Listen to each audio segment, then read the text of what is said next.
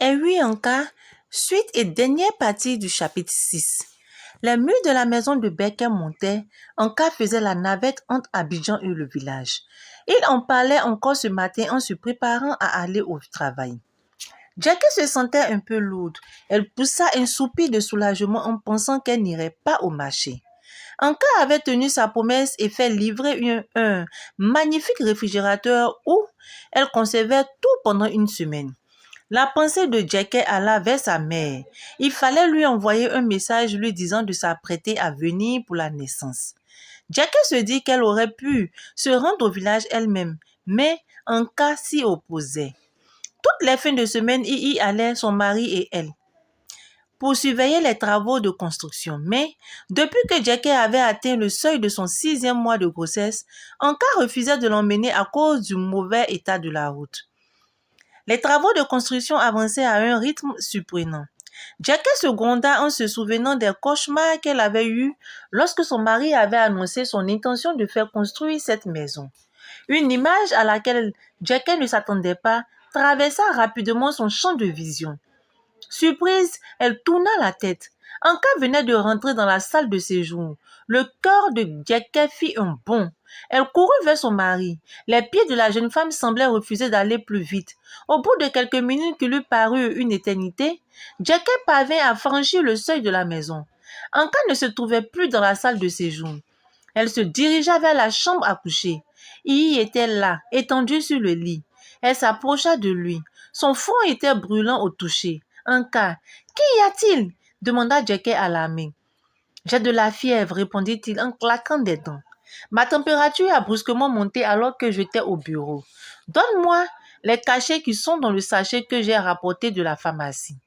Jackie apporta toute tremblante les comprimés et un verre d'eau. Ça va aller, dit Anka à sa femme. Va t'occuper de la cuisine. Tu me feras de la bouillie de maïs avec du lait, s'il te plaît. Nous sommes mercredi aujourd'hui. Samedi, je serai sur pied. J'ai rendez-vous avec des gens pour la maison au village.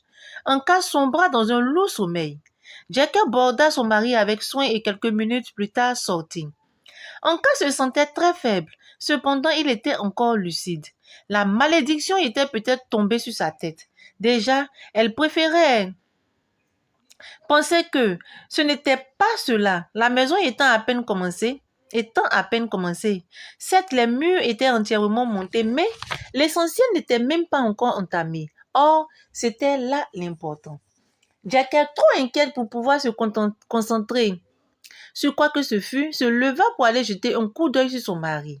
Lorsque la jeune femme souleva le drap qui recouvrait Anka, ce qu'elle vit la glaça d'horreur.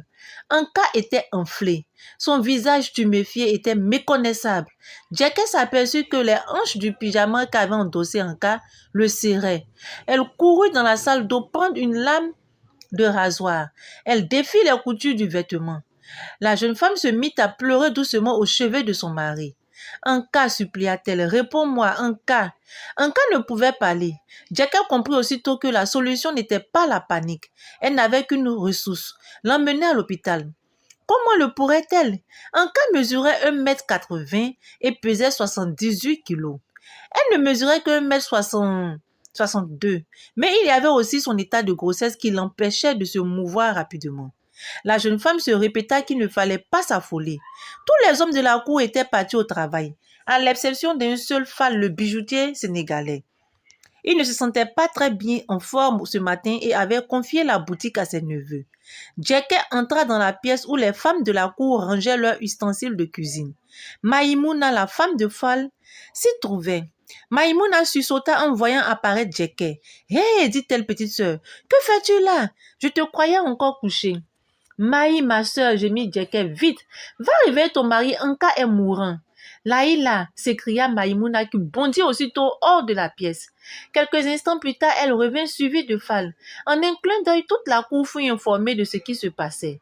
Deux femmes allèrent chercher un taxi tandis que Fall, Maï et Jackie apprêtaient Anka. Lorsque la voiture arriva, ils l'y installèrent tant bien que mal sous les yeux consternés des autres voisins. Tous les enfants de la cour effrayés avaient cherché refuge dans les pagnes de leur mère. Quand ils furent rendus au service des urgences, en attendant qu'on examinât Anka, Jacquet dit à Maï et à Fall qu'il fallait prévenir au moins un membre de la famille d'Anka résidant ici pour les épauler en cas de difficulté majeure. Fall et sa femme l'approuvaient. Jacquet pensait à Joseph. Il avait récemment dit qu'il se rendrait au village avec sa famille. Avec un peu de chance, elle pourrait le trouver chez lui à Adjamé.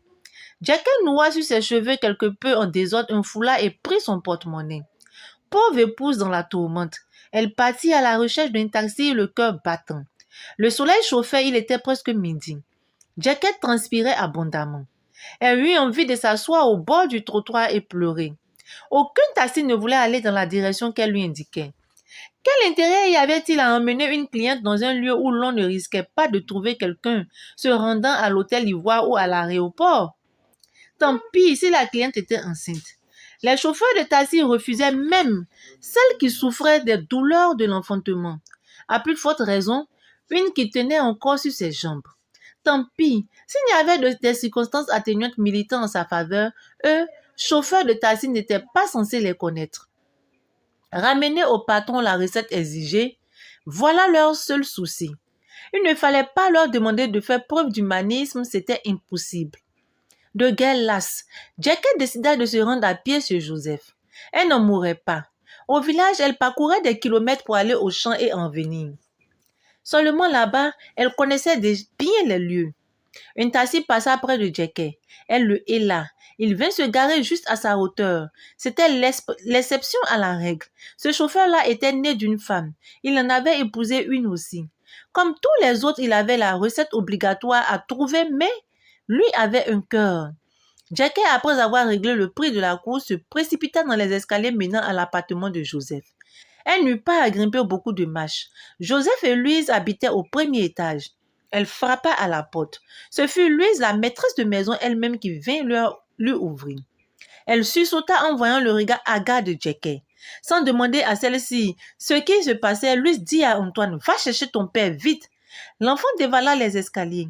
Joseph était chez un voisin, un médecin justement qui venait d'emménager dans l'immeuble.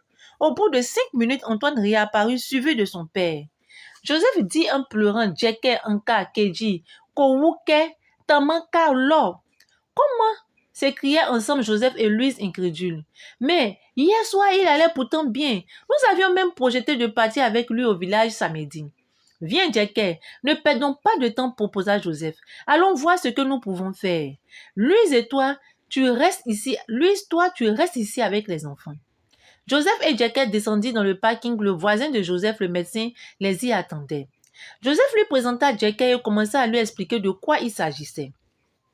Le médecin décida de les accompagner à l'hôpital. Praticien depuis près de 10 ans, Anatole Nzi n'avait jamais vu de cas analogue et avait du mal à imaginer ce dont lui parlait Joseph. Un homme subitement enflé, c'était extraordinaire. Finalement, il s'en étonnait guère. Les littéraux étaient réputés pour leur sorcellerie. Comme quoi, on pouvait être médecin et croire en l'existence de forces supranaturelles. Jacquet, du courage, dit Joseph. C'est peut-être de l'urticaire. Après tout, ajouta le docteur Nzi pour rassurer la jeune femme. À peine la voiture s'était-elle arrêtée que Jacquet vola vers son mari. Les autres lui emboîtèrent le pas. En temps, Anka avait été installé sur un lit dans une chambre du service des urgences. Jacquet souleva le drap. L'état du malade avait empiré. On ne voyait même plus les yeux de celui-ci. Joseph tressaillit quand il vit Anka.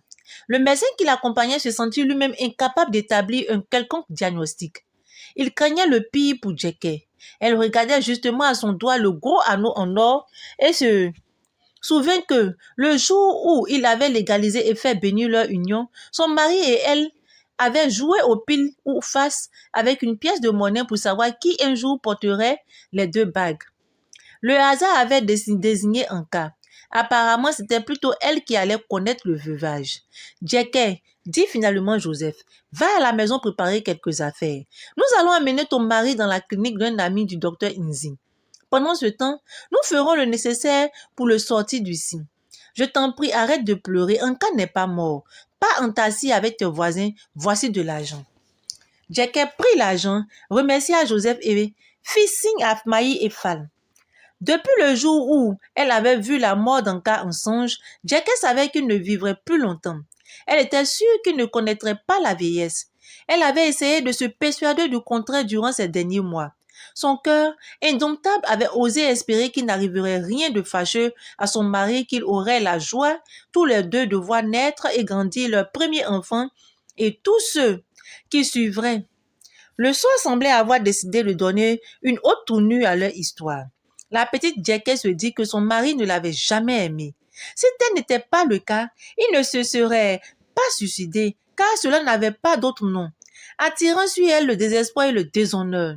Une femme qui, sitôt mariée, perdait son époux, cela donnait à réfléchir. Arrivée chez elle, Jackie rassemblant tant bien que mal quelques vêtements de son mari. Ses mains étaient moites. De sa vie, jamais elle n'avait vécu pareil supplice. Les questions se pressaient dans son esprit. Elle tentait de ne pas y répondre. Il ne pouvait être impossible de sauver un cas. Il devait avoir une de ces maladies que les médecins trouvent facilement et guérissent de la même façon. Jackie, revenu à l'hôpital, trouva Joseph et son voisin, le médecin qui l'attendait dans le box d'Anka. Il fallait le faire sortir et l'emmener jusqu'à la voiture, l'y installer ensuite et partir. Anka était grand et fort de nature. Avec la maladie, son corps s'était enflé et semblait peser davantage. La tâche allait se révéler difficile pour les deux hommes. Jackie ouvrit l'une des portières arrière de la voiture et déposa son baluchon. Elle s'assit, comme le lui avaient recommandé les deux hommes, afin que la tête d'Anka pût reposer sur ses genoux. Jackie s'aperçut que la respiration de son mari était presque normale à présent. Elle en fut soulagée. La tête d'Anka était brûlante de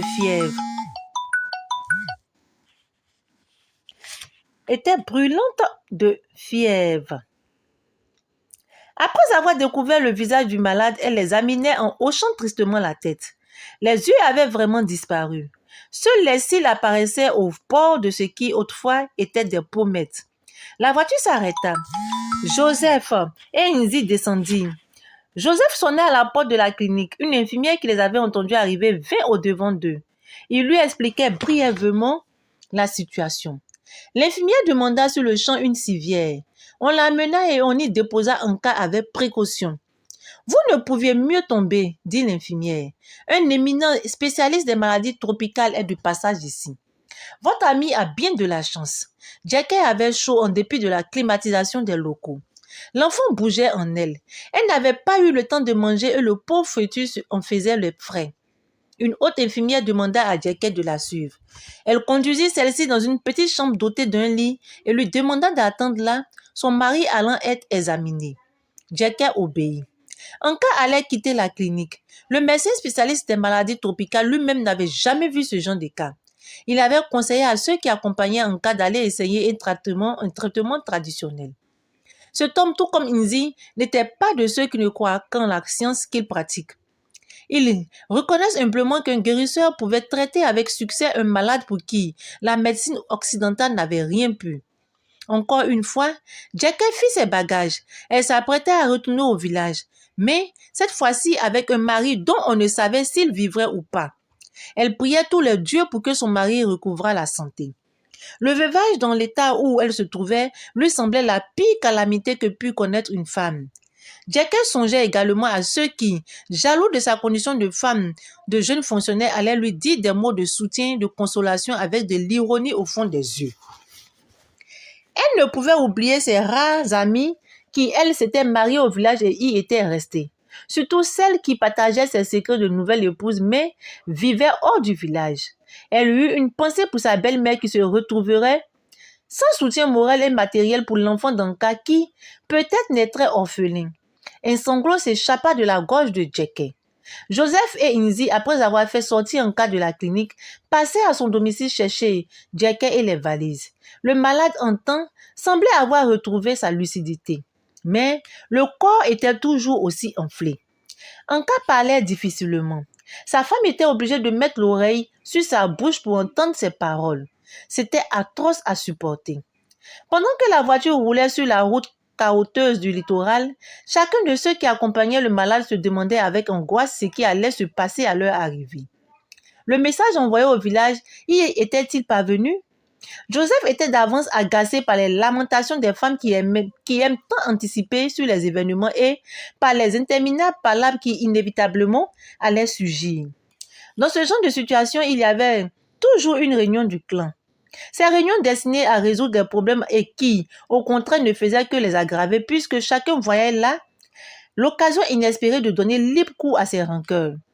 Jackie imaginait sa belle-mère au bord de la route, sa mère tristement assise au milieu de la cour et son père fumant pensivement sa pipe.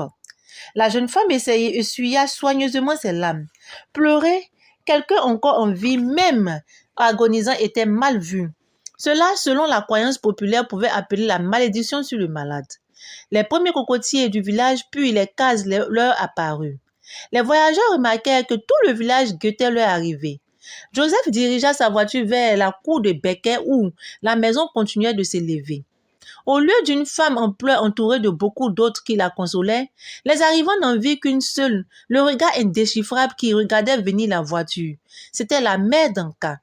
Jackie ouvrit la portière et dès que Nzi souleva la tête d'Anka et de ses genoux, elle voulut s'élancer contre la poitrine de sa belle-mère, mais celle-ci l'arrêta dans son élan et lui dit « Courage, ma fille, le temps n'est pas aux pleurs. » Puis elle s'écarta. Décontenancée, Jackie prit l'un des bagages et entra dans la cour. Becket ouvrit la portière et regarda son fils. Elle poussa une exclamation qui voulait tout dire. « Bousi au war !»« Venez, dit Becket à Joseph et au médecin. Venez que nous l'emmenions à la maison. » Il s'approchait et essayait de remettre Anka sur ses pieds en le faisant sortir de la voiture. Ce dernier tenait à peine debout, chacun passant la tête par-dessus les aisselles et il parvint à faire bouger le malade. Joseph et le médecin installèrent Anka sur le lit. Ils ouvrirent la porte de la case pour qu'il reçût de l'air et sortit. Becket, les mains aux hanches, regardait son fils. Elle se demandait comment les gens pouvaient être aussi dépourvus de pitié. La mort de son fils ne la surprendrait pas. Seulement, elle avait espéré que personne n'oserait le tuer parce qu'il y avait eu beaucoup de tapage avant la construction de la maison. Anka demanda de l'eau. Sa mère remplit un bol et le lui fit boire, comme à un bébé. Puis, elle sortit à son tour. Jackie était assise à présent dans la cuisine de Becket. Une assiette de sauce et de riz refroidissait devant elle. On l'avait priée de manger surtout à cause de l'enfant qu'elle portait. Mais elle en était incapable. Manger quand son mari agonisait, jamais. Jackie manifesta l'envie de se rendre dans la case auprès d'Anka, mais sa belle-mère refusa fermement. Alors, la belle Jackie sortit de la cour d'Anka et se dirigea vers celle de ses parents. Elle essayait de comprendre la métamorphose de sa belle-mère. C'était auprès d'elle que Jackie espérait trouver la consolation, mais voilà que la douleur avait transformé Becket en un bloc de pierre. Anske attendait sa fille à la maison. Jackie s'allongea sur le sable près de sa mère et éclata en pleurs. Son père apparut à l'autre bout de la cour et vint s'asseoir non loin d'elle. « Oh, Jackie, ma fille, quel est ce malheur qui s'abat sur toi, qui avait si bien commencé ta vie de femme? Ne pleure plus, Anka s'en sortira. C'est sûrement cette histoire de maison. Pourquoi n'a-t-on rien fait pour l'empêcher de se lancer dans sa construction? » Mais, répondit en sanglotant Jackie, on a tout dit à Anka, on l'a supplié en vain. Il est convaincu que c'est grâce à lui qu'à l'avenir, il sera possible de faire construire une maison en dur sans en mourir. Anka est trop européen d'esprit, c'est ce qui va causer sa pète. Si Anka faisait de toi une veuve alors que tu portes dans ton sein son enfant, je ne lui pardonnerai jamais. Je ne voulais pas te donner en mariage à ce garçon, mais tu l'aimais. Oh, ne proteste pas. Tu l'aimais, je le sentais. C'est pour cela que j'ai cédé. De nos jours, il faut laisser ceux qui s'aiment se marier ensemble. En moins d'1 an, comment peux-tu se permettre de te ramener chez tes parents, telle une femme infidèle qu'on répudie? Ne t'inquiète pas, Ahabé, intervint Anske, ton mari guérira. Puisses-tu dire vrai, mère, répondit Jackie, j'ai besoin d'Anka. Il m'a trop habitué à lui, à sa façon de vivre, pour que seul je puisse exister. Un enfant s'élève à 2 et Anka ne peut prétendre l'ignorer. Le père de Jackie se leva, secoua son grand pagne et s'endrapa.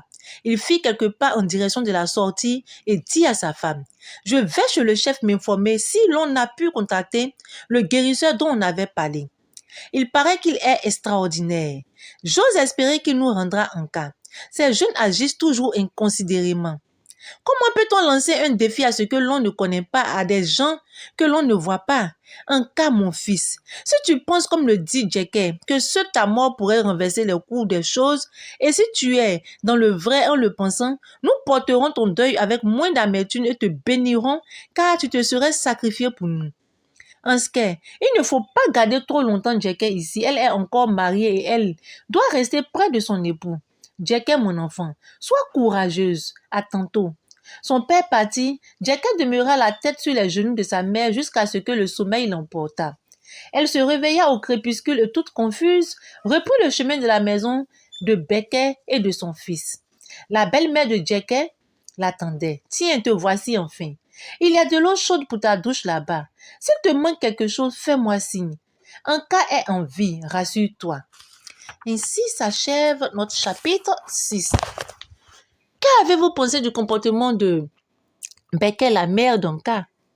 C'est vraiment une femme forte. Elle aurait pu, comme d'autres personnes, paniquer, mais non. Elle est restée forte, sans paniquer. Elle est restée lucide, car en ce genre de situation, il faut garder la tête froide pour pouvoir avoir de bonnes pensées et les meilleures. Car rien ne sert de paniquer, ni de pleurer, ni se jeter par terre. Cela ne donnera pas la guérison à un cas. Au contraire, il faut garder la tête froide et réfléchir à voir qu'est-ce qu'il faut faire, quel guérisseur contacter et quelle chose il faut, à quelle action entamer pour que son fils guérisse. Sur ce, je vous dis à très bientôt.